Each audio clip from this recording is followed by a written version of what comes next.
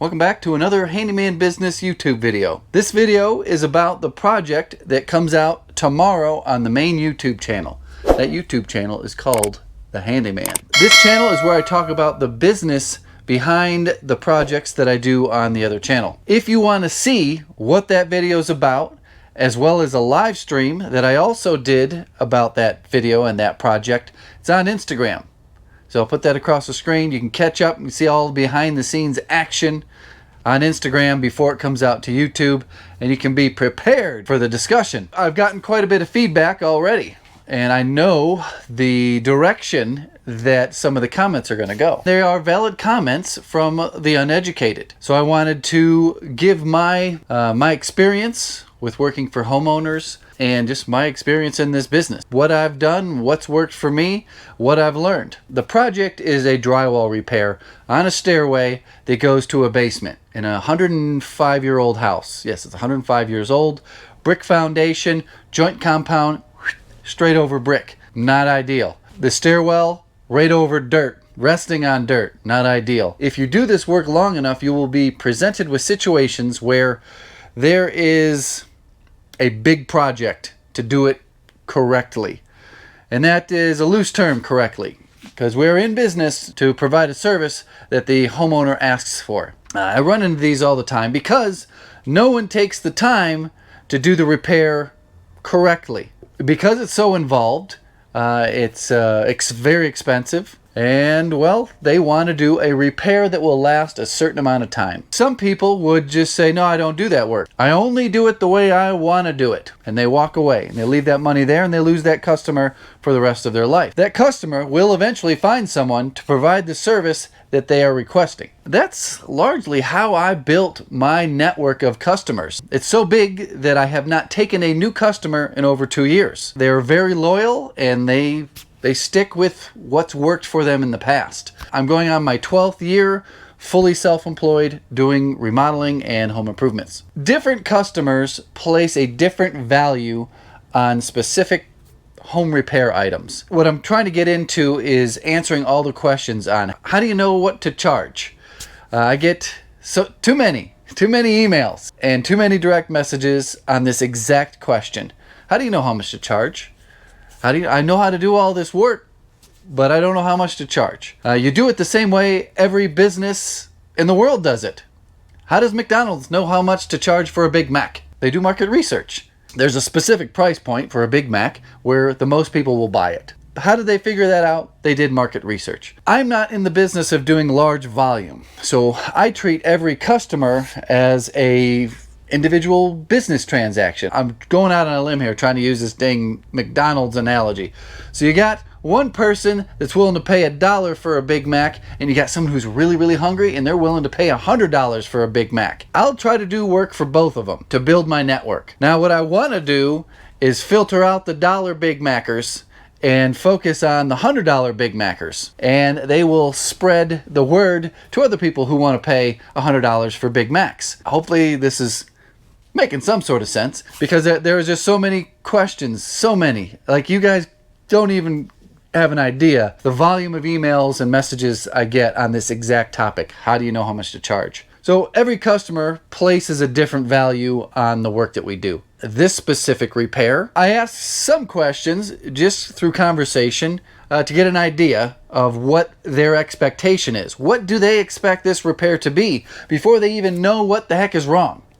So I got an idea that they think, oh, this is going to be a $400 to $500 repair, not a $5,000 to $7,000 repair. So after doing my initial investigation, I call the customer, I talk to them, I send photos, I say, hey, this is what's going on. I've seen this many times in the past. This is just joint compound over brick. The best way is to remove all that joint compound on the brick.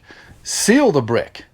Better yet, we remove the whole stairwell, because I can already tell they're starting to rot at the bottom because they're sitting on the same moist dirt that I can see through the wall. This will make much more sense in the video tomorrow. So they're like, we're not in a position to do a whole new stairwell or have someone in there literally chipping joint compound off of brick, 105-year-old brick. What else you got for us, handyman, that might not be the best practice, but will suit our needs? We're going to be here for another 2 to 3 years, and we do not want a major construction project in our house, but we need this rotten drywall and these holes repaired. I said, I got just the thing for you. I'll take care of you. You want to retain your customers. In order for this to work on a routine basis, so that you don't ever have problems with your customers, as you have to have clear expectations, and they have to have a clear understanding. Working for intelligent people is a good starting point. I've gotten 60 to 80,000 YouTube comments over the last couple years. There's a trend that I've seen, and it comes from people who work in the home remodeling, home repair business. They don't have very many repeat customers, and they work for new customers that they don't have a relationship with, they don't have any sort of history with, and they get into disputes and arguments and problems with their customers. To me, it's so foreign to even think of having a disagreement with a customer. And what I've done to avoid that is, it's second nature to me, but might not be second nature to you, is you got to find the right customers. Find customers that you can communicate with and that are intelligent enough to understand what you're saying. There's a lot of idiots out there, and you don't want to work for them because they will be a problem. I want to shift gears a little bit from that situation to other things that you will run into when working for homeowners versus a property manager. I've got 1 hour with the husband and wife chit-chatting over 2 days. First day was the husband. Second day, the wife came home. She wanted to catch up with me, chit-chatting. That is not a problem for me. That is a good thing.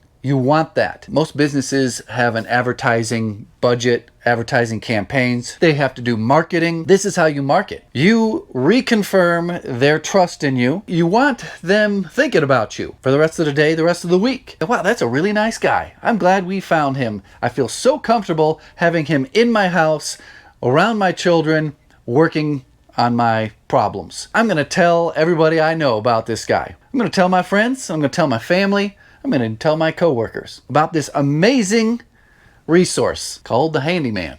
So that's how I got to this point of no new customers.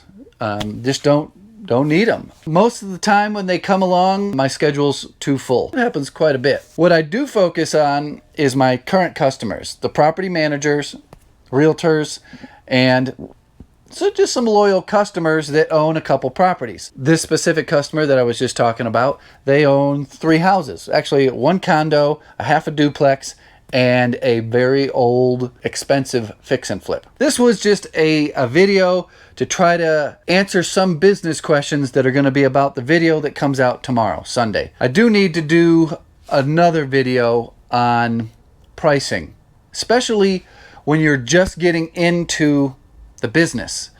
A lot of guys want to charge top dollar. They don't want to sell themselves short in the beginning. They're just thinking about, they haven't even gone into business yet, and they're thinking about how much money they're going to make. What you should be thinking about is, how do I get as many loyal customers as possible? That will get you to a situation 10 years down the road where you never have to worry about the phone ringing.